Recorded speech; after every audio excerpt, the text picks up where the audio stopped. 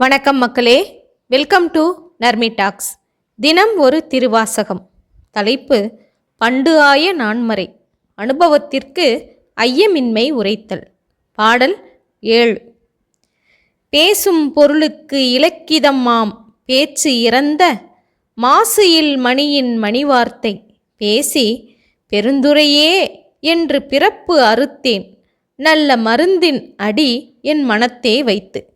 இந்த பாடலின் பொருள்: பிறவிப் பிணிக்கு நல்ல மருந்தாகிய இனிய திருவடிகளை என் மனத்தகத்தில் பதித்து பேசப்படும் உண்மைப் பொருள் தொகுதிக்கு எல்லையான முடிவாய் இன்பமாய் சொல்லினை கடந்த குற்றமற்ற மாணிக்கம் போன்றவனது புகழை உரைத்து பெரிய வழியானவனே என துதித்து பிறவிப்பிணியின் வேரினையும் அறுத்தேன் என்கிறார் மாணிக்க வாசகர்.